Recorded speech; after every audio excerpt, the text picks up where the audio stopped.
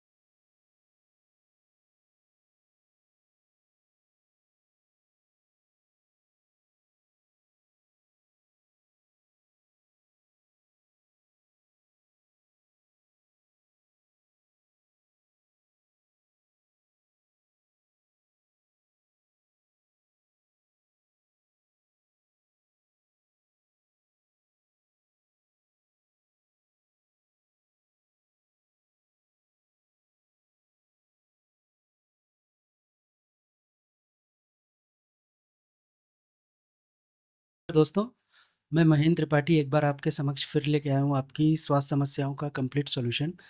मेरे साथ मेरे channel the solution podcast by MT और आपका बहुत-बहुत स्वागत है मेरे चैनल में। आज का ये पॉडकास्ट प्रमुख रूप से सभी आयु वर्ग के लोगों के लिए, स्पेशली स्कूल और कॉलेज गोइंग गर्ल्स और वर्किंग वुमेन्स एंड हाउसवाइफ्स के लिए अति महत्वपूर्ण एवं उपयोगी होने वाला है। आज हमारे साथ जो गेस्ट हैं, वो एक ऐसी महिला एवं प्रसूति रोग विशेषज्ञ हैं, जो कि सबसे युवा हैं और जिन्होंने बहुत कम समय में सफलता की नई ऊँचाइयों को छुआ है। और इन्होंने अपने साथी डॉक्टरों के लिए इतने हेवी माइलस्टोन सेट कर दिया है, जो जिस तक पहुँच पाना बहुत ही कठिन है। तो आज मेरे सामने हैं डॉक्टर कनक तिवारी मैम, जो कि सबसे युवा गायनेकोलॉजिस्ट हैं। Thank you. और डॉक्टर कनक ने इंडिया में एमबीबीएस और एमडी करने के बाद 2021 में एमआरसीओजी की डिग्री लंदन से प्राप्त की और उसके बाद 2022 में American college of gynae and ops and gynae से ऑनरेरी फेलोशिप की डिग्री प्राप्त की। 2022 में ही यूरोपियन बोर्ड की मेंबर भी बनी, जो कि मध्य प्रदेश एवं छत्तीसगढ़ में एकमात्र डॉक्टर हैं और इंडिया में यंगेस्ट गायनेकोलॉजिस्ट के रूप में हैं। और फॉक्सी जो कि महिला विशेषज्ञ डॉक्टरों की सबसे बड़ी संस्था है, उसके द्वारा भी यंग गायनेकोलॉजिस्ट अवार्ड के रूप में सम्मानित हो चुकी हैं। तो आपका बहुत-बहुत स्वागत है। Thank you. वर्तमान में डॉक्टर कनक इंदौर के प्रतिष्ठित लाइफ केयर हॉस्पिटल में पिछले 10 वर्षों से अपनी सेवाएँ दे रही हैं और जो कि लाइफ केयर हॉस्पिटल एक इको फ्रेंडली हॉस्पिटल है। और आपका हार्दिक स्वागत है मैम थैंक हमारे you. Podcast channel the solution podcast by MT में। Thank you so much. आपने अपने व्यस्त समय से इस पॉडकास्ट के लिए समय दिया, उसके लिए धन्यवाद मैम। आज हम इस पॉडकास्ट के माध्यम से उन समस्याओं के बारे में बात करने जा रहे हैं, जिनके लिए यंग गर्ल्स हैं, महिलाएँ हैं और कामकाजी महिलाएँ हैं, जो कि डॉक्टर के पास जाने में बहुत हेजिटेट होती हैं। तो शुरू करते हैं सवाल-जवाब का सिलसिला। बिल्कुल। तो पहला क्वेश्चन मेरा मैम ये है, पीसीओएस या पीसीओडीज जो कहते हैं, इसके लक्षण क्या हैं और ये क्या होता है और इसके प्रिकॉशन और इसके निदान कैसे देखते हो? तो पहले तो थैंक यू, आपने मुझे यहाँ इनवाइट किया इसके लिए। और बहुत अच्छा क्वेश्चन आपने पूछा है, क्योंकि पीसीओडी या पीसीओएस, इंडिया जो है हमारा देश, इसकी कैपिटल है पूरे वर्ल्ड में। हमारे पास ओके, मैक्सिमम पेशेंट्स है पीसीओडी या पीसीओएस के। दोनों टर्म्स को आपस में यूज़ किया जा सकता है। पॉलीसिस्टिक ओवेरियन सिंड्रोम इसका फुल फॉर्म है। बेसिकली ये एक लाइफस्टाइल डिसऑर्डर है। आपकी पुअर लाइफस्टाइल के कारण, इंसुलिन रेजिस्टेंस के कारण ये कंडीशन डेवलप होती है। और हार्मोनल इम्बैलेंसेस के कारण पीरियड्स इरेगुलर होते हैं या कम आते हैं, एक्सेसिव हेयर ग्रोथ होती है, प्रेगनेंसी कंसीव करने में दिक्कत होती है। तो इसमें मल्टीपल प्रॉब्लम्स होती हैं। ओके। और इसके प्रिकॉशंस कैसे देखते हैं? राइट। सो बिकॉज ये एक लाइफस्टाइल डिसीज़ है, ओके, इसको ठीक करना मुश्किल भी है और आसान भी है। ओके, आसान इसलिए क्योंकि आपकी खराब लाइफस्टाइल के कारण आप ये कंडीशन को लेके आए हैं। ओके, और मुश्किल इसलिए कि लाइफस्टाइल को चेंज करना अपने आप में सबसे डिफ़िकल्ट चीज़ है। दवाइयाँ खाना ईज़ी है, लेकिन कब सोना है, कब उठना है, कितनी देर एक्सरसाइज करना है, सही खाना है, ये चीज़ें लॉन्ग टर्म के लिए डिसिप्लिन मेंटेन करना मुश्किल है। मुश्किल है। बट अल्टीमेटली इसमें ट्रीटमेंट उसी के थ्रू होगा। ओके, लाइफ़स्टाइल यस, मॉडिफ़िकेशन ही एक फर्स्ट लाइन ऑफ मैनेजमेंट इसमें लाइफस्टाइल लाइफ़स्टाइल मॉडिफिकेशन है। जब तक आप अपनी लाइफस्टाइल को मॉडिफाई कर रहे हैं, एक दिन में तो ये चीज़ होने नहीं वाली, तो तब तक के लिए आपको दवाइयों की सपोर्ट दिया जा सकता है कि आपको हेल्प हो पीरियड्स रेगुलर करने में, वेट लूज़ करने में, बट अल्टीमेटली आपको आपका डे टू डे दिनचर्या सुधारना बहुत ज़रूरी बहुत है। ज़रूरी है, हुँ, बराबर। मैम एक यूट्रस फाइब्रॉइड जिसको कि अपन हिंदी भाषा में बोलते हैं बच्चेदानी की गठान, हुँ, ये क्या होता है? और जैसा आपने पीसीओडी में बोला है, राइट। ये उससे संबंध रखता है क्या? पीसीओडी से यूट्रस के फाइब्रॉइड का ऐसा कोई संबंध नहीं संबंध है। ओके, यूट्रस में गठाने कॉमनली होती है, ओके, फाइब्रॉइड उनको बोला जाता है। 99% ये नॉन कैंसरस होती हैं, सादी होती हैं। ओके, 1% से कम केसेस होते हैं जिनमें इनमें कैंसर में कन्वर्ट होने की ओके, संभावना होती है। ओके। अब जो बच्चेदानी है, यूट्रस है, उसको आप अगर इमेजिन करिए, अगर हम उसको आधे में काटें, हुँ, तो नारियल की तरह होता है। ओके। नारियल जैसे बाहर की तरफ एक ब्राउन लेयर होती है, बीच ब का व्हाइट पार्ट होता है, हुँ। अंदर की तरफ एक और परत होती है जो पानी के पानी साथ के साथ कॉन्टैक्ट में रहती है। ओके। सेम इसी तरीके से बच्चेदानी भी होती है। हुँ, अब गठान किस एरिया में है, हुँ, उससे डिपेंड करेगा कि प्रॉब्लम कहाँ क्या महिला को हो रही हो है। रही है। सपोज़ ये अंदर की लेयर में है, तो अंदर की लेयर ही है जो हर बार पीरियड के टाइम पे शेड होती है, बराबर। या अंदर की लेयर है जहाँ पे प्रेगनेंसी आके चिपक रही है, बच्चा वो चिपक रहा है। बच्चा चिपक अंदर की लेयर में अगर गठान है, तो इन महिलाओं को हेवी पीरियड्स आएँगे, बार-बार पीरियड आएँगे, या फिर प्रेगनेंसी ठहर नहीं रही है, ओके, ठहर रही है तो बार-बार मिसकैरेज हो रहा है। ओके। बाहर की तरफ है अगर गठान, तो हुँ, उससे हुँ, जनरली ये प्रॉब्लम्स नहीं होते हैं। हुँ, हुँ। मोस्टली लोगों को पेन की दिक्कत होती है। पेन होती है। ज़रूरी नहीं कि हम हर बार इस गठान को रिमूव भी करें। ओके। कई बार हमें ये देखना है कि ये आपकी डे टू डे लाइफ में प्रॉब्लम क्या कॉज़ कर रही है। ओरल ट्रीटमेंट से भी इसका इलाज हो सो सकता है? ओरल ट्रीटमेंट के लिए दवाइयाँ बनी हैं गठानों के लिए, ओके। लेकिन हम उनको लॉन्ग टर्म नहीं दे सकते हैं। हुँ, हुँ। और दूसरी चीज़, वो जब तक दे रहे हैं तब तक गठान श्रिंक हो जाएगी। श्रिंक हो जाएगी। लेकिन ये गठानें हार्मोन डिपेंडेंट होती हैं, तो ओके, आपका शरीर जब तक हार्मोन बना रहा है, तब तक ये गठानें बढ़ने की संभावना होती है। जनरली मेनोपॉज़ के बाद ये श्रिंक हो जाती है। श्रिंक तो हो जाएगी। सपोज़ कोई महिला है जिनको कि 8 सेंटीमीटर या 9 सेंटीमीटर इतनी ओके। बड़ी गठान है। हुँ, हुँ। अभी बच्चों की एग्ज़ाम चल रही है, हुँ, अभी हुँ। ऑपरेशन करा नहीं सकते, तो उनको हम ओरल ट्रीटमेंट देके उसको थोड़ा सिकोड़ श्रिंक लेंगे, कर देते हैं। एंड देन जब वो मेंटली रेडी कंफर्टेबल हैं, रहते हैं। कंफर्टेबल हैं, तब हम उसको ऑपरेट उससे कर सकते हैं। सर्जरी हाँ, पे हाँ। निकालते हैं। But okay. लॉन्ग टर्म हमको जनरली इसमें सर्जिकल ट्रीटमेंट ही लगता है।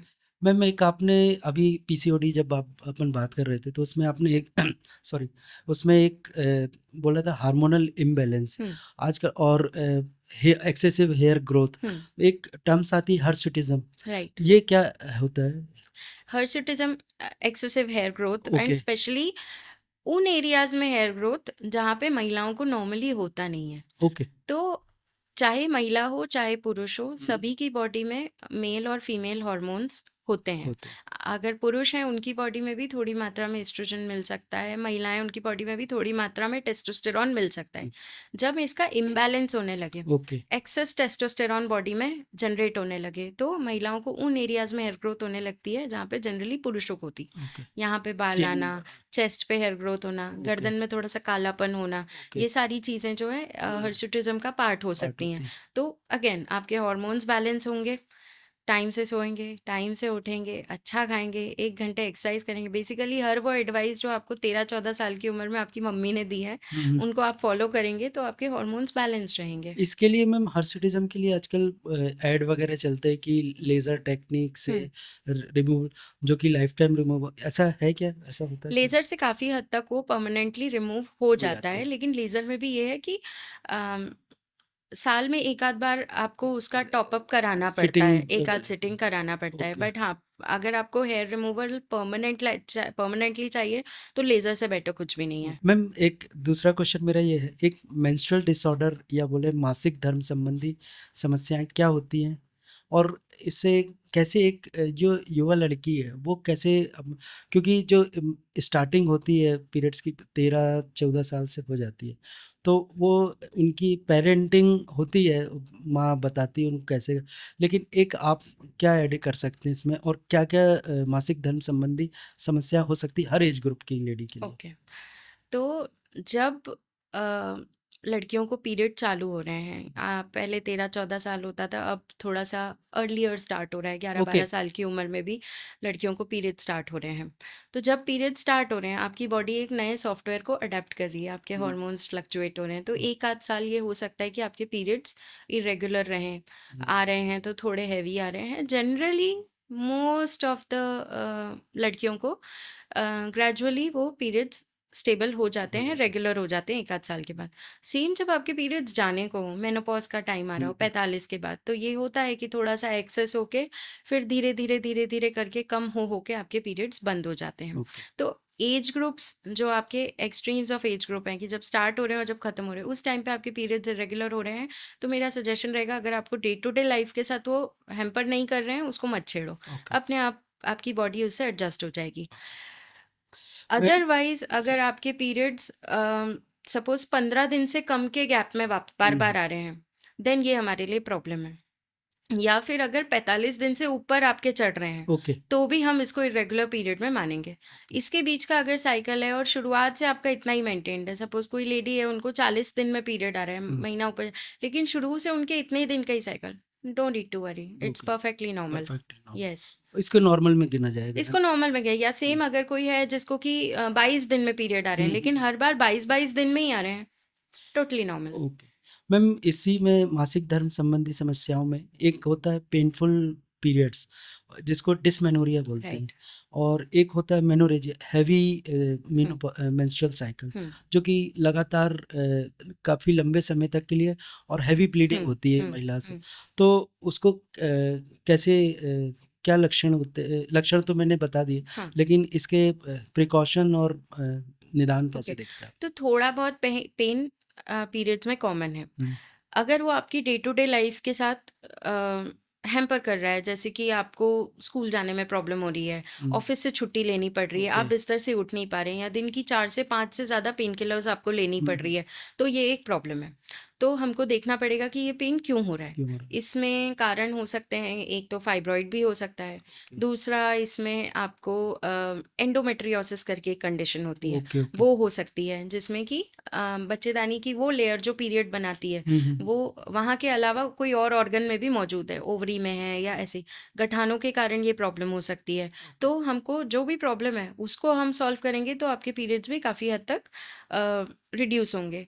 Non medical advice exercise, I know periods के टाइम पे एक्सरसाइज करना बहुत मुश्किल होता है, टफ लेकिन होता है। जब आप एक्सरसाइज करते हैं आपकी बॉडी हैप्पी केमिकल्स रिलीज करती है। ओके। आपने कभी, अगर आप तो बहुत वर्कआउट करते हैं, तो आपने कभी वर्कआउट किया है, अच्छा वर्कआउट किया है, हुँ, बहुत मेहनत करी जिम में, उसके बाद जो फीलिंग आती है फ़ील अच्छा आता बहुत अच्छा आता है, ऐसा है। लगता है कि हमने कुछ बहुत, तो वो हैप्पी केमिकल्स भी आपके पेन को रिड्यूस करते रिड्यूस हैं। तो करते हैं। थोड़ी बहुत exercise during periods is recommended. Recommended recommended. Exercise है। ओके, सेकेंडली योग है, प्राणायाम है, ब्रीदिंग ओके, एक्सरसाइज, ये सब आपके पेन की जो फाइबर्स हैं, हुँ, नसें हैं, हुँ, उनके ऊपर एक्ट करती हैं, तो ओके। आपकी बॉडी को उतना पेन बेयर कर फील नहीं होता फ़ील है नहीं होता है। जितना कि हो रहा है। ओके। बात रही मेनोरेजिया की, हाँ, तो एक्सेसिव मेंस्ट्रुअल साइकिल। मेनोरेजिया मतलब कि ब्लीडिंग एक्सेस भी हो रही है हुँ, और बहुत दिन तक भी चल रही है और जल्दी जल्दी भी हो रहा है। हाँ, हाँ, तो इसमें मेन प्रॉब्लम होती है कि इतनी बार अगर ब्लीडिंग हो रही है, इतनी हैवी हो रही है, तो खून की कमी हो जाती है। ओके, इनफैक्ट खून की कमी भी एक मेनोरेजिया का रीज़न होता है। तो ओके। अगर आपको मेनोरेजिया की प्रॉब्लम है, सबसे पहले आप अपना हीमोग्लोबिन, हीमोग्लोबिन चेक कराएं, ओके,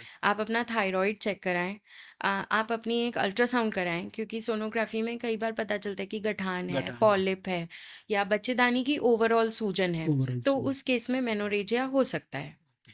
राइट। मैम आजकल इसके मेनोरेजिया हैवी मेंस्ट्रुअल साइकिल में एक कई डिवाइसेस भी ट्रीटमेंट के लाइन ऑफ ट्रीटमेंट में देखें तो मेडिसिन्स भी हैं, साथ में कुछ डिवाइसेस भी हैं, हार्मोनल डिवाइसेस। राइट। उसके बारे में आप थोड़ा सा एलिब्रेट करें तो दर्शकों को हमारे। अ, आज से बहुत साल पहले ये एक दिमाग में लोगों के भ्रम था कि हाँ, ये पीरियड इतना हैवी हो रहा है, हुँ, आपको बच्चेदानी निकालनी पड़ेगी, यूट्रस निकालना ही पड़ेगा। लेकिन अब बहुत सारे नॉन हार्मोनल मतलब हार्मोनल डिवाइसेस हमारे पास अवेलेबल हैं। ओके, इसमें हम चाहें तो टैबलेट्स दे सकते हैं, hormonal tablets.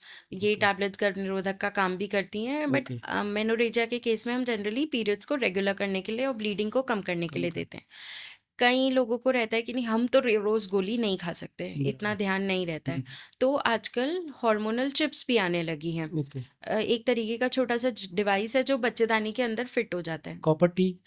Just like copper T, okay, but copper T में कॉपर होता है, इसमें हार्मोन होता है हॉर्मोन्स और होते हैं। ये उधर बच्चेदानी के अंदर ही दवाई को रिलीज करेगा। ओके, 5 साल तक ये इफेक्ट करता है, 5 साल के बाद आपने उसको रिमूव कर ना, इसका इंसर्शन में आपको कोई चीरे की जरूरत है या बेड रेस्ट की जरूरत है, ओके। ना रिमूवल में। It's a non surgical next day procedure. से आप अपने आप अपने काम लंच पे। ब्रेक में आए, हॉस्पिटल में इंसर्ट कराया, वापस जाके ऑफिस ज्वाइन कर लिया, इतना ओके, सिंपल है ये। ओके। हम्म। और ये हर ग्रुप के लिए, वर्ग के डेफिनेटली, लिए हाँ हाँ। अफोर्डेबल है क्या? यस यस, आई थिंक देखिए अफोर्डेबिलिटी ना सब्जेक्टिव हो जाता है कि हाँ, अब आप हर महीने की टैबलेट खा रहे हैं हुँ, या फिर आप 5 साल का एक साथ पेमेंट करके हुँ, ये डिवाइस इंसर्ट कर, ओके। तो it is almost equal. Just like SIP या mutual fund. Exactly okay. Exactly. जो मेन आजकल देखने में आता है, वेजाइनल इन्फेक्शन महिलाओं में होता है। ये इसका कारण क्या होता है? क्यों होता है? और इसका मेन कारण क्या होता है? और इससे कैसे बचा जा सकता है? क्योंकि कॉमन पुरुषों की अपेक्षा यदि देखा जाए, तो महिलाओं में इन्फेक्शन ज़्यादा आता है। राइट। यूरिन इन्फेक्शन में देखें तो पुरुषों की अपेक्षा महिलाओं को ज़्यादा होता है। ओके, ये इसके बारे में थोड़ा-सा आप विस्तार में बताएँ तो प्लीज़? सबसे पहले मैं आपके यूरिन इन्फेक्शन वाली बात पे आती हूँ। हाँ, तो रीज़न सेम है कि बनावट अलग है दोनों की। ओके। महिलाओं में जो पेशाब का रास्ता होता है हुँ, वो बहुत छोटा होता छ है कंपेयर टू मेल मेल का। Urinary tract. ओके, तो इसके कारण छोटा रास्ता होता है, तो वहाँ पे इन्फेक्शन को घुसना आसान रहता है compare to a male. Male. Secondly, महिलाओं में वेजाइना है, यूरिन का रास्ता है, पॉटी का रास्ता है, ये तीनों अलग अलग रास्ते बने हुए हैं। ओके, किसी भी एक एरिया का इन्फेक्शन होगा तो आसपास के इन्फेक्शन होने की संभावना हो सकती है। जब भी कोई महिला इंटरकोर्स में पहली बार इन्वॉल्व होती है तो सेक्सुअली इन्फेक्शंस ट्रांसमिट हो सकते हैं। ओके। अगर आपकी बॉडी की इम्यूनिटी अच्छी है, हुँ, हुँ, हुँ। आप एक हेल्दी डाइट मेंटेन कर रहे हैं, बीमारियों से लड़ने की क्षमता आपकी अच्छी है, हुँ, हुँ, हुँ। डायबिटीज़ नहीं है, तो इन सब केसेस में आपकी बॉडी ही अपने आप उस इन्फेक्शन को किल कर देती है, ओके, चाहे वेजाइनल हो या यूरिन। यूरिन इन्फेक्शन में रीज़न मोस्ट कॉमन होने का है पानी कम पीना। ओके। दिन भर काम में लगे रहते हैं, हाँ, पानी पीते नहीं हैं खाना भी और नहीं खा पाते क्या? खाना भी नहीं खा पाते हैं। और कई बार एक आपके चैनल के थ्रू मैं ये मिस इन्फॉर्मेशन क्लियर करना चाहती हूँ कि लोगों को लगता है कि कॉमन वॉशरूम यूज़ करेंगे तो उससे हमको इन्फेक्शन हो जाएगा। तो हुँ, ऐसा नहीं है कि आप कोमोड पे बैठे और वहाँ से इन्फेक्शन चढ़ के अंदर बॉडी में घुस जाता है, ऐसा नहीं है। ओके, इनफैक्ट कॉमन वॉशरूम के डर से बहुत देर तक बाथरूम होल्ड करी, होल्ड कर उसके कारण आपको यूरिन का इन्फेक्शन हो सकता है। तो ओके। पानी ज़्यादा पिएँ, आपकी बॉडी में यूरिन जो है आपके शरीर का कचरा है, पानी ज़्यादा हुँ, पिएँगे वो कचरा यूरिन डिटॉक्स के ब्रेक हो माध्यम से जाए। निकल जाएगा। Okay, vaginal infection again most commonly through sexual route हुँ, ट्रांसमिट होता है। ओके, फंगल होता है, बैक्टीरियल होता है। आपकी इम्यूनिटी अगर अच्छी है तो हुँ, आपकी बॉडी खुद उसका ध्यान दे लेगी। नहीं है तो फिर आई थिंक वो वेजाइनल इन्फेक्शन हम तब उसको प्रॉब्लमैटिक कहेंगे अगर आपको उसके साथ पेन रह रहा है, डिस्चार्ज बहुत एक्सेसिव रह रहा है, उसके साथ इचिंग हो रही है, उसके साथ थोड़ा ब्लड टिंज आ रहा है, ओके। आपके इंटरकोर्स में वो दिक्कत दे रहा है, तो हमको उसको ट्रीट पेनफुल करना। इंटरकोर्स हाँ, ओके। हाँ। मैम, जैसे आपने यूरिन इन्फेक्शन को इलैबोरेट किया, एक और आजकल समस्या ये आ रही है कि जैसे कई महिलाओं को यूरिन लीकेज की प्रॉब्लम आ रही है। राइट। जैसे कि खाँसने में, छींकने में, या कई बार बैठे-बैठे भी थोड़ी देर होल्ड किया हुँ, तो यानी इतना प्रेशर बढ़ जाता है कि हुँ, वॉशरूम तक नहीं पहुँच पाते, हुँ। तो लीकेज ये क्यों होता है और इसका रीज़न क्या है? और प्रिकॉशन कैसे देखते हैं? आई एम सो आप ग्लैड कि विशेषज्ञ आपने हैं, इसलिए मैं आपसे सारी चीज़ें आज ही पूछ लूँगा। आई एम सो ग्लैड कि आपने ये पूछा क्योंकि ये this is something very close to my heart. मुझे लगता है कि इतनी लेडीज इसके साथ साइलेंटली सफ़र करती हैं कि ये एक प्रॉब्लम ऐसी है जो एम्बैरेसिंग है, हुँ, हुँ, हुँ। फैमिली से डिस्कस करने में भी शर्म आती है, एंड स्पेशली ये प्रॉब्लम मोर अफेक्ट करती है आफ्टर मेनोपॉज, ओके। थोड़ा ओल्ड एज में, क्योंकि आपका पीरियड चला गया है, आपके हार्मोन सब शट डाउन मोड पे जा चुके हुँ, हैं, हुँ, हुँ। एस्ट्रोजन, तो फिर आपकी जो पेल्विक फ्लोर है, जो नीचे का एरिया है, ओके, वहाँ पे लैक्सिटी आ जाती है, लूजनेस हो जाती है, इलास्टिसिटी कम हो जाती है, ओके। बढ़ जाती है एक्चुअली, अच्छा, मतलब लूज हो जाता लूज़ है। हो जाता है। तो उसके कारण आपका जो यूरिन के ऊपर कंट्रोल है वो हाँ, हाँ, पुअर होता है। ओके। सेकेंडली, अगर आपकी कोर अच्छी है, पेट का भाग कम है, हाँ। तो आपका पेट का जो पार्ट है वो सारे खांसी को या छींकने को उस मसल्स को एब्जॉर्ब कर हुँ, लेगा, हुँ, तो प्रेशर नीचे की तरफ नहीं जाएगा। हुँ, हुँ। नॉर्मल डिलीवरी हुई है आज से, स्पेशली मतलब अगर हम हमारी दादियों नानियों की बात करें, उस टाइम की महिलाओं के साथ ये कॉमनली होता था कि 5 डिलीवरी हुई है, 4 हाँ, 4 डिलीवरी हुई है, घरों में बच्चे डिलीवरी हाँ, हो घरों गई में है, हो गई है। गाँव में हो गई हुँ, है। तो उस टाइम पे मैक्सिमम लोगों की नॉर्मल डिलीवरी होती थी। नॉर्मल डिलीवरी में नीचे का एरिया बहुत खिंचता है खिंचता है। और उसको रिकवर होने का टाइम नहीं मिलता था। क्यों? ओके, क्योंकि एक बच्चा हुआ, अगले साल अगले साल दूसरा दूसरा हो बच्चा जाता हो है। गया। ओके, तो वो एरिया आपका लूज़ बना रहता है। तो okay. With age protein deficiency, vaginal laxity, nutrition lack of definitely nutrition definitely okay, ये प्रॉब्लम जो है ये हमारे यहाँ की साउथ एशिया की महिलाओं में ज़्यादा कॉमन है, ओके, क्योंकि हमारी डाइट नेचुरली प्रोटीन डेफिशिएंट है। डेफिशिएंसी तो ओके, उसके ऊपर इतना ध्यान दिया नहीं जाता है। सिंपल सी चीज़ें हैं, कीगल्स एक्सरसाइज, अगर आप चाहें तो कीगल यूट्यूब पे एक्सरसाइज ओके, गूगल कर सकते हैं, इसके बहुत सारे वीडियोस हैं। कीगल एक्सरसाइज फॉलो करके हम उस एरिया को काफ़ी हद तक टाइटन कर सकते हैं, हमारा कंट्रोल पुअर हो सकता, ओके, मतलब बेटर हो सकता है। बेटर और मैम इसके लिए कोई ऐसा पर्टिकुलर मेडिसिन या डिवाइसेस होता है क्या?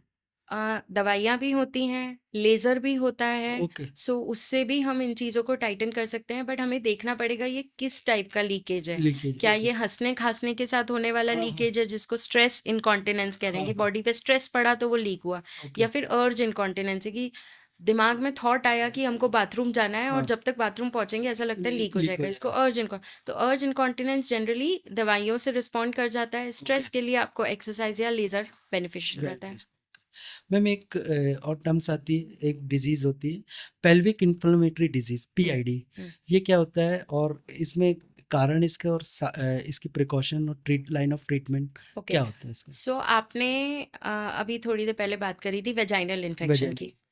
महिलाओं में नीचे वेजाइना होता है, वेजाइना के ऊपर सर्विक्स होता है, ओके, सर्विक्स के ऊपर यूट्रस होता है, यूट्रस के साइड में ट्यूब होता है और ट्यूब के साइड में ओवरी होता है। ओके, इतनी हमारी फीमेल एनाटमी।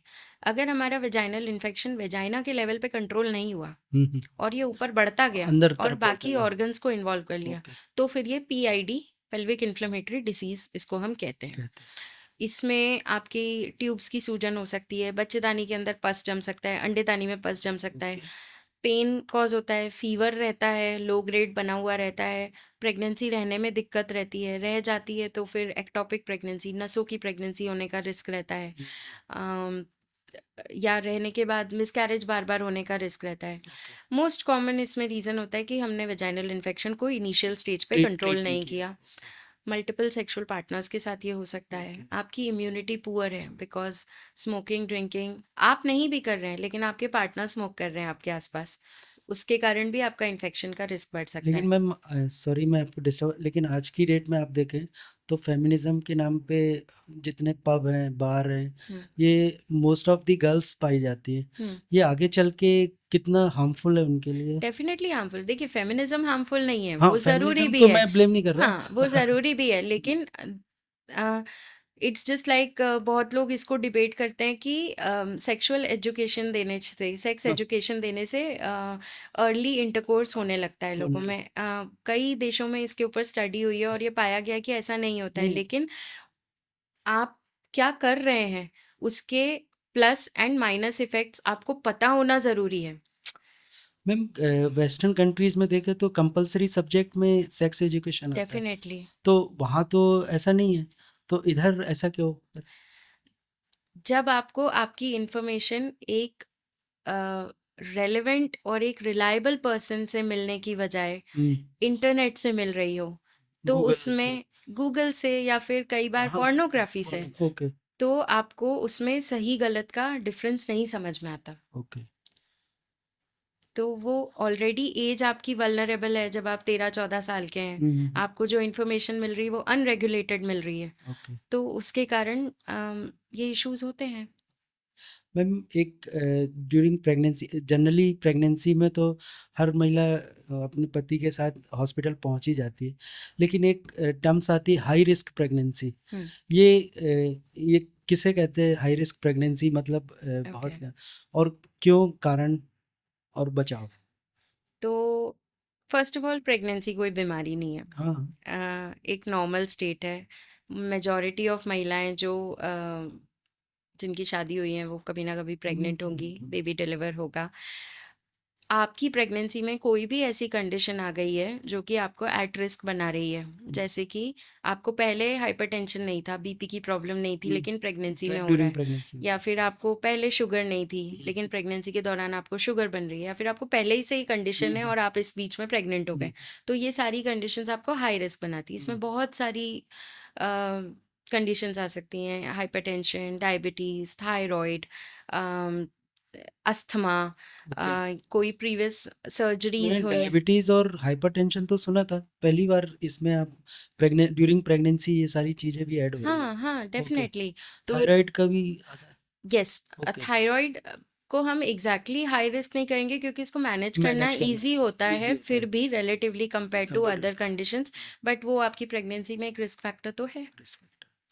मैम एक और सवाल आता है, एक रिकरेंट मिसकैरेज, बार बार गर्भपात होना, हम्म ये अवस्था क्यों आती है, और किन किन किन प्रकार की महिलाओं में ये ज्यादा देखने को मिलता है? तो अगर आपका 2 या 3 से ज़्यादा बार मिसकैरेज हुआ है ओके। और आपको उसका कारण नहीं पता है, हम्म, तो फिर हम उसको एक रिकरेंट मिसकैरेज में हम्म, इंक्लूड करेंगे। ओके। अ, बहुत सारे उसमें रीजंस हो सकते हैं। अनकंट्रोल्ड थायराइड डिसीज़ या हार्मोनल डिसीज़ हो सकता है। ओके। एक कंडीशन होती है एपीए सिंड्रोम, ओके। जिसमें कि आपकी बॉडी, वैसे आप नॉर्मल हैं लेकिन हम्म, जब आप प्रेग्नेंट हो रहे हैं आपका ब्लड गाढ़ा होने लगता है। ओके।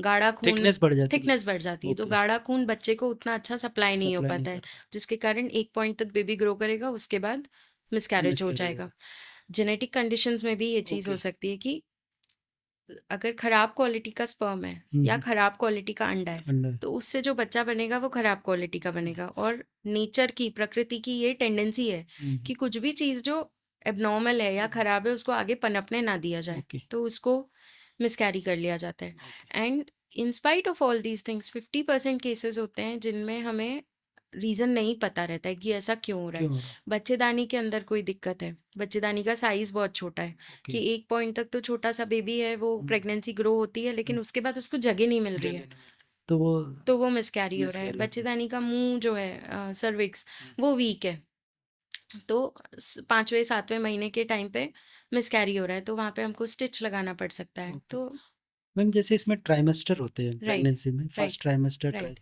तो ये अपन जो गर्भपात कहते हैं, हुँ, मिसकैरेज, हुँ। ये कितने ट्राइमेस्टर तक अपन करते हैं?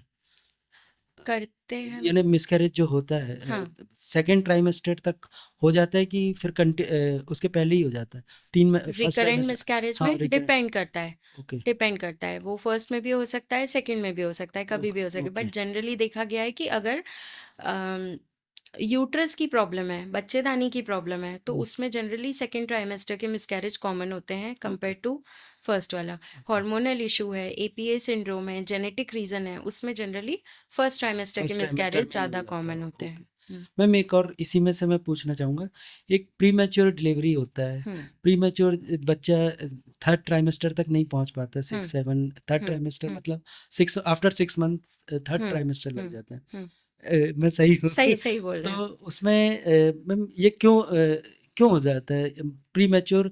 आजकल मैंने देखा बहुत कॉमन हो रहा है, प्रीमैच्योर डिलीवरी हो रही है यंग लेडीज़ की, बच्चों का। देखिए, अ, मैं आई डोंट नो कि वो ज़्यादा कॉमन अब हो गया या फिर अब ज़्यादा हम उन बच्चों को सेव कर पा सेव रहे कर हैं पा रहे हैं, हाँ, कंपेयर टू पहले के टाइम पे। बिल्कुल। पहले के टाइम पे शायद इतनी बच्चों के लिए, छोटे बच्चों के लिए सुविधाएं अवेलेबल नहीं थी। नहीं थी। जैसे हमारे यहाँ पे हमने एक 600 ग्राम के बच्चे को सेव किया है जो ओके। छठे महीने में डिलीवर हुआ, लेकिन वो अच्छे से होके गया। तो अब मेडिकल साइंस इतना एडवांस हो गया कि हम इतने छोटे बच्चों की भी केयर कर पा रहे हैं, तो ओके। ऐसा लग रहा है कि डिलीवरीज ही ज़्यादा इस टाइम पे हो रही हैं, बट ओके। ऐसा नहीं है।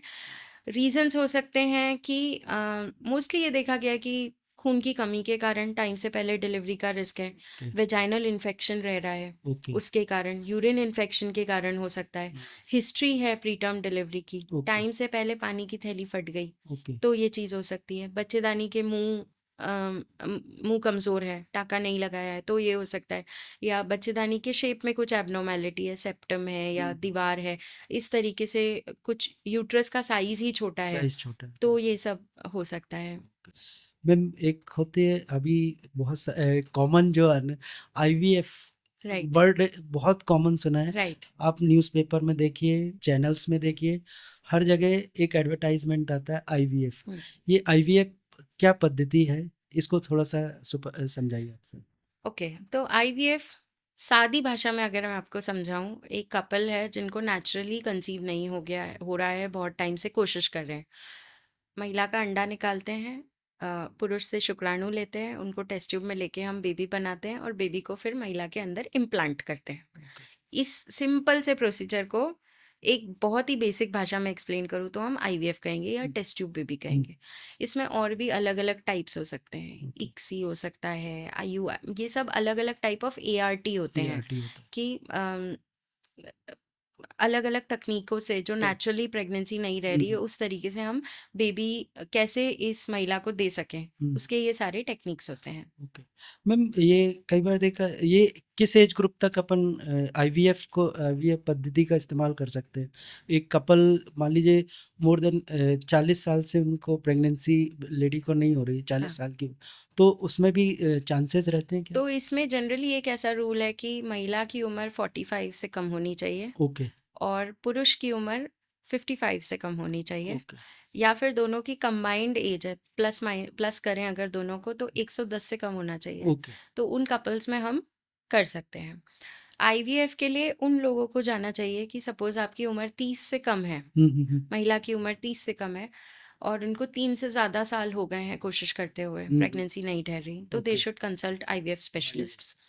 अगर आपको 30 के ऊपर एज है हाँ, और आपको साल भर से भी ज़्यादा हो गया है, हाँ, हाँ, तो फिर बेटर कि आप पहले चले पहले जाएँ चले आईवीएफ स्पेशल। ओके। आईवीएफ के रिज़ल्ट के बारे में बहुत लोग बोलते हैं कि कैसे पता हाँ, कि सक्सेस रेट का सक्सेस रेट हाँ, होगा कि नहीं होगा।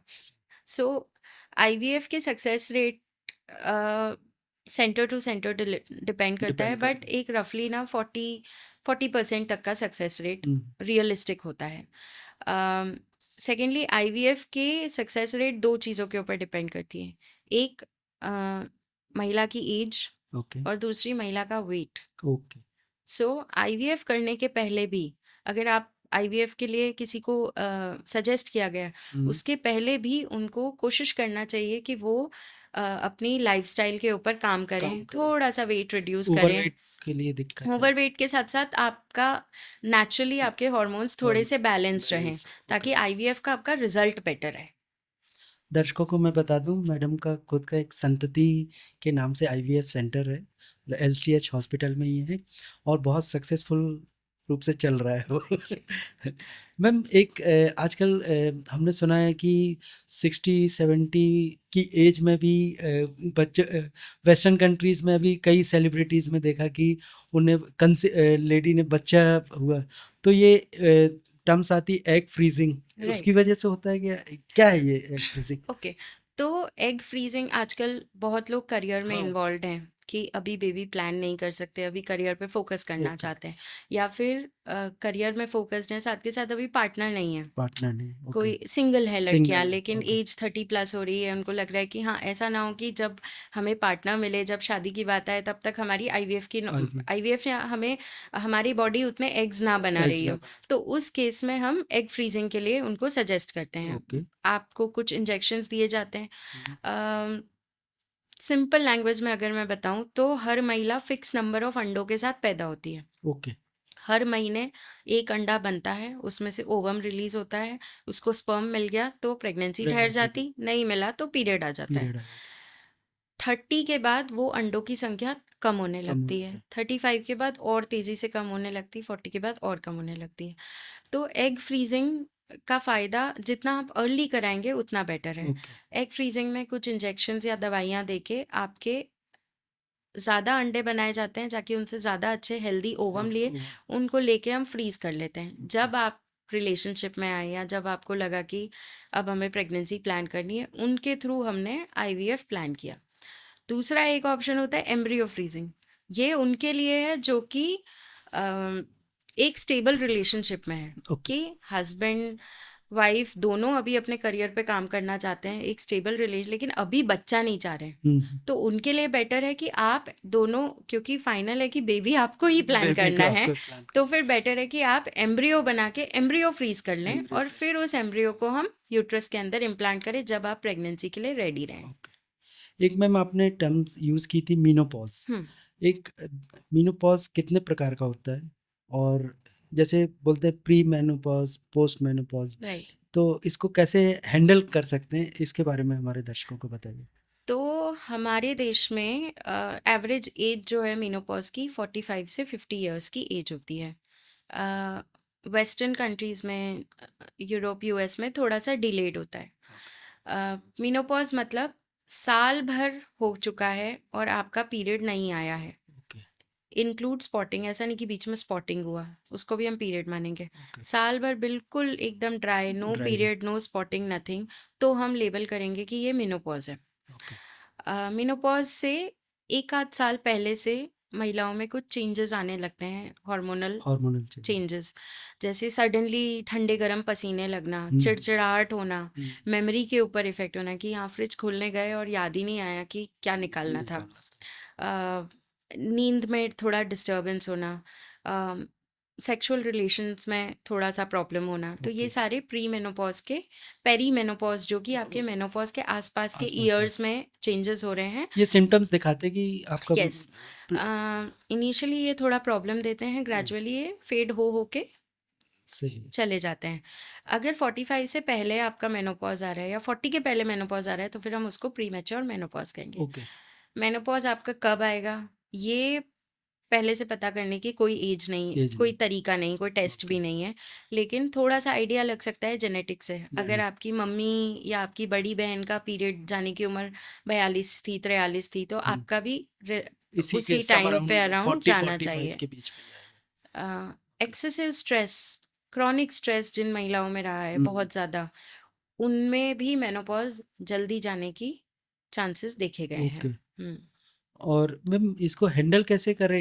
यानी एक आपने बताया कि ये सारे सिम्पटम्स होते हैं, चिड़चिड़ाहट, हुँ, और अल्टीमेटली अपने परिवार पे ही निकलता है वो तो। हुँ, हुँ। तो उसका वो तो वो हैंडल करेगा परिवार का। लेकिन एक आप क्या सजेशन करते हैं कि महिलाओं को जो प्री मेनोपॉज़ल या ड्यूरिंग मेनोपॉज़ल चल रहे हैं, उनके लिए उनको क्या करना चाहिए इसमें?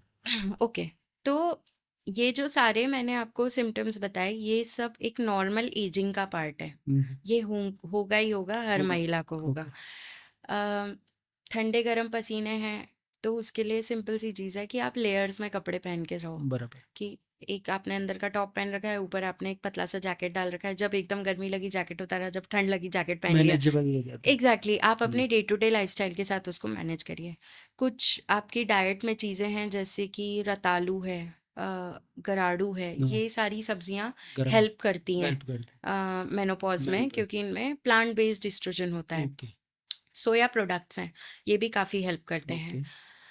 Exercise, 1 hour of exercise will do magic. अगर आप योगा और exercise any whatever it okay. Exercise, 1 hour of exercise will do magic आपको मेनोपॉज ट्रांजिशन में। ओके। क्यों? क्योंकि आपकी स्लीप इंप्रूव होती है, जब आप सोते हैं आपकी बॉडी को रेस्ट प्रॉपर मिलता है, ओके। तो इन सारे सिम्टम्स से रिकवर करना ईजी रिकवर। होता है। ओके। और आई थिंक मेनोपॉज जिस महिला का चल रहा हो, उनसे ज़्यादा उनकी फैमिली को काउंसलिंग की काउंसलिंग रिक्वायर्ड की। है, ओके। उनसे ज़्यादा, कि आपको अभी इनके साथ अपना पेशेंस है। टेम्परामेंट बना के रखे। एग्जैक्टली हाँ, okay. She is going through something जो कि अवॉइडेबल नहीं है, ओके। तो आपको पेशेंस रखना पड़ेगा। आपकी मम्मी ने आपके साथ बहुत साल पेशेंस पति रखा, को सहनशील होना पड़ेगा। आपकी मम्मी ने, आपकी वाइफ ने आपके साथ बहुत पेशेंस रखा, अब हाँ, आपकी बारी आपकी है। बारी है। मैम एक जो आजकल देखने में सर्वाइकल कैंसर हम्म, हो रहा है, तो ये सर्वाइकल कैंसर क्या है? कैसे होता है? ओके, और इसका प्रिकॉशन कैसे रख सकते हैं राइट। अपने? सर्वाइकल कैंसर हमारे देश में काफ़ी कॉमन है अनफॉर्चुनेटली, एंड ये जो बच्चेदानी का मुंह होता है, सर्विक्स जिसको बोलते हैं, हुँ, उसका कैंसर होता है। Okay. Good thing about cervical cancer is कि ओवरी का कैंसर है, उसको डिटेक्ट करना बहुत मुश्किल होता है, हुँ, जनरली वो हुँ, स्टेज 3 स्टेज 4 पे पता है। ओके। लेकिन सर्वाइकल कैंसर को हम बहुत अर्ली डिटेक्ट कर सकते हैं, सिर्फ एक सिंपल से टेस्ट से, ओके। जिसको बोलते हैं पैप्समियर। ओके, पेप स्मीयर से। पैप्समियर नाम रहता है हाँ, उस हाँ, टेस्ट का। हर महिला ने हर 3 साल में वो टेस्ट कराना ही चाहिए, चाहे आपको प्रॉब्लम हो या ना हो। किसी भी एज ग्रुप के? After being sexually active. अच्छा, being sexually after sexually active okay, आपने अगर 25 साल की उम्र में शादी हो गई, उसके बाद आप स्टार्ट करिए। ओके, लेकिन हर 3 साल में आप अपना पैप स्मीयर का टेस्ट कराइए। ओके। अ, इससे अर्ली चेंजेस डिटेक्ट हो जाते हैं और कई बार हम सर्वाइकल कैंसर को डेवलप होने से पहले ही हुँ, पकड़ हुँ, सकते हैं। इनफैक्ट मैंने यूके में जब काम किया था तो वहाँ पे मैंडेटरी होता था, हुँ, लोगों के घर पे लेटर जाता था कि आपका गवर्नमेंट की ड्यू है। तरफ से कि आपका सर्वाइकल कैंसर का टेस्ट, पैप स्मीयर का टेस्ट ड्यू है। ओहो! सो दे वुड गो देमसेल्व्स वहाँ जाके अपना टेस्ट यानी कराते थे। इतने अवेयरनेस इतना है। अवेयरनेस, ओके, इसीलिए वहाँ सर्वाइकल कैंसर का इंसिडेंस बहुत कम हो गया और हाँ, उसके कारण डेथ बहुत कम हो गई है। ओके।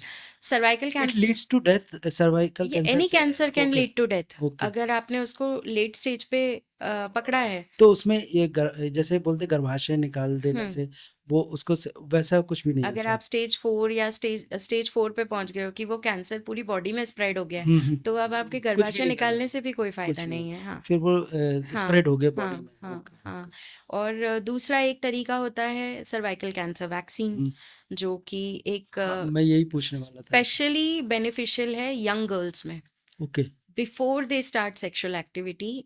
हालांकि हर ग्रुप की महिलाएं यूज़ कर सकती हैं, लेकिन before starting sexual activity cervical cancer का वैक्सीन बहुत बेनिफिशियल है, क्योंकि 70 से 80% इंसिडेंस कम कर देता हुँ, है, हुँ, जो कि मैजिकल है। मैं हर पेशेंट को, हर पेरेंट को बोलती हूँ कि आपके घर में अगर कोई बच्ची है छोटी, हाँ, उसको बर्थडे पे फालतू हुँ, चीज़ें गिफ्ट मत करो, उसको सर्वाइकल कैंसर वैक्सीन वैक्सीन का डोज गिफ्ट करो। ईज़ी अवेलेबल है ये? ईजिली अवेलेबल है, अफोर्डेबल है? अफोर्डेबल है, ओके, ओके। अफोर्डेबल है। मैम एक मैं पूछूँगा, अब अबाउट टू एंड की तरफ अपन बढ़ते हैं। एक होता है chronic pelvic pain in lower abdomen, hmm ये क्या होता है? इसके बारे में बताइए। वो ये बहुत या कॉमन है, बहुत लड़कियाँ कॉमन है। यानी क्रैम्पिंग बिस्तर में पड़े रहते हैं आई ऐसे थिंक कर लड़कियों से ज़्यादा ना जो मिडिल एज्ड 30 महिलाएं टू हैं, 40 के बीच की? 35 प्लस की 35 महिलाएं हैं, हुँ, हुँ। वो इससे बहुत ज़्यादा गुजर रही हैं। हुँ, हुँ। ऑलमोस्ट एवरी डे मेरे को एक पेशेंट आती है ऐसा जो ओके। बोलती है कि मेरे को कमर में दर्द हो रहा है, मुझे पेट में दर्द हो हुँ, रहा है। हुँ। एंड उनके पास इतनी मोटी फाइल होती है, सब जगह दिखा दिया है, कहीं टेस्ट कोई प्रॉब्लम नहीं निकल सारे रही। टेस्ट करा लिए। सब टेस्ट हो गए, कहीं कोई प्रॉब्लम नहीं ओके। निकल रही है। तो ऐसा दर्द जो आपको कमर में हो रहा हो या पेट में नीचे के भाग में हो रहा हो, और जो 6 महीने से ज़्यादा चलते आ रहा हो, और जिसका कोई कारण आपको नहीं पता चल पाया हो, हुँ, उसको हम क्रॉनिक पेल्विक पेन बोलेंगे। ओके। अनफॉर्चुनेटली बिकॉज उसमें रिपोर्ट्स में नॉर्मल आता है, हाँ, तो घर के लोग भी उसको बहुत डाउन प्ले करते हैं डाउनप्ले कि करते नहीं, हैं। इसमें तो सब नॉर्मल है, हाँ, क्यों ही तुम परेशान हो रही हो। बराबर। बट ऐसा नहीं है, अगर किसी को तकलीफ है तो डेफिनेटली तकलीफ है, हुँ, उसकी कंप्लेंट्स को हम ऐसे इग्नोर नहीं कर इग्नोर नहीं कर सकते। सकते। बराबर। तो एक इसमें रीज़न जो होता है, साइलेंट रीज़न जो होता है, वो होता है एंडोमेट्रियोसिस। ओके। एंडोमेट्रियोसिस मतलब कि यूट्रस की वो लाइनिंग जो पीरियड बनाती है, वो यूट्रस के अलावा और बाकी पार्ट में भी मौजूद है, या तो मौजूद अंडेदानी में है हुँ, या पेट के कोई और पार्ट हुँ, में है, हुँ। और वो वहाँ पे इरिटेट करती है सेल्स को। तो उसके कारण एक हल्का दर्द कंटिन्यू बना हुआ है, बना मतलब रहता है। आप परसिस्ट कंफर्टेब करता रहता है। परसिस्ट करता है। ओके, और साइकोलॉजिकल स्ट्रेस भी इसका एक बहुत बड़ा रीज़न होता है। ओके, रिकरेंट यूरिन इन्फेक्शंस, बार बार यूरिन इन्फेक्शंस हो रहे हैं ओके। और उनको ट्रीट नहीं किया प्रॉपरली, हुँ, तो वो भी बढ़ते बढ़ते क्रॉनिक पेल्विक पेन का अ, हो सकता है। हाँ। और मैम इसमें जनरली जो पेन होता है ड्यूरिंग पीरियड्स हो या पेल्विक पेन हो, इसमें पेन किलर के एक्सेसिव यूज़ होता है। ये कितना खतरनाक है? एक्सेसिव कोई भी दवाई का यूज़ खतरनाक हो सकता है। पेन किलर यानी बिना डॉक्टर पे गए वो पेन किलर खा लेती हैं लेडी, हाँ, मैंने हाँ। ये देखा है सर। तो पेन किलर एक्सेसिव यूज़ आपकी किडनी को अफेक्ट कर सकता है, ओके, आपको एसिडिटी का प्रॉब्लम कॉज़ कर सकता है, पेट में छाले हो सकते हैं, प्लेटलेट्स कम हो सकते हैं, ये सारी चीज़ें एक्सेसिव पेन किलर के कारण हो सकती है। बट अगर आपको पेन रह रहा है पीरियड के दौरान, आप वर्किंग हैं, ऑफिस से छुट्टी नहीं ले सकते, स्कूल से छुट्टी नहीं ले सकते, तो I will say 2 tablets in a day, 2 to 3 tablets in a day is okay. Okay. There is no problem in taking them. क्यों? क्योंकि आप उसको डेली नहीं ले रहे हो, डेली आप उसको सिर्फ ड्यूरिंग पीरियड ड्यूरेशन ले में रहे हो, तो इट इज़ फाइन। ओके। और ऐसे नॉर्मली पेन किलर जो यूज़ करते हैं वो नुकसान तो है ही, किडनी पे इफ़ेक्ट नुकसान आता है। है, हाँ, उसको अननेसेसरी पेन किलर लेने की बजाय आप पहले उसका कारण पता करिए कि क्यों हो रहा है। जब तक हम ओके, उस कारण को किल नहीं करेंगे, तब ओके। तक पेन होता ही रहेगा। बराबर। मैम, थैंक यू, आपने अपने व्यस्त समय से हमारे लिए इस पॉडकास्ट के लिए समय निकाला थैंक यू। और इतनी सारी जानकारी हमारे दर्शकों को दी, जिससे उनके सारी समस्याओं मेरे ख्याल से जो मैं कवर कर सकता था, जिसमें कि महिलाओं और युवा लड़कियों की सारी समस्याओं का एक समाधान यहाँ पे मिला होगा, मैं पूरे विश्वास से कह सकता हूँ। और मैम, आपका बहुत बहुत धन्यवाद एक बार थैंक आप यू। मेरे पॉडकास्ट में आए। Thank you. तो मैं जाते हुए एक चीज़ बोलूँगा कि आप दर्शक हमारे युवा यंग गर्ल्स और सारी लेडीज़ के लिए क्या आप एक मैसेज देना चाहेंगे? ओके, तो being a woman is not easy. हमारी साइकिल अलग है, हमारी बॉडी अलग है। तो ऑल्दो बहुत सारी मेडिकल डिसीज़ेज़ का ट्रीटमेंट अवेलेबल है, लेकिन एक हेल्दी लाइफ़स्टाइल, एक रूटीन, इन चीज़ों का कोई रिप्लेसमेंट नहीं है। चाहे कितनी भी एडवांस्ड मेडिसिन्स आ जाएँ, दवाइयाँ आ जाएँ, ये इनका रिप्लेसमेंट ना बन पाया है, ना बनना चाहिए। तो माय पॉइंट इज़ कि आप अपनी ओवरऑल हेल्थ के ऊपर ध्यान दें, उसको टेक केयर करने की कोशिश करें, and I am sure you will live a very very long life.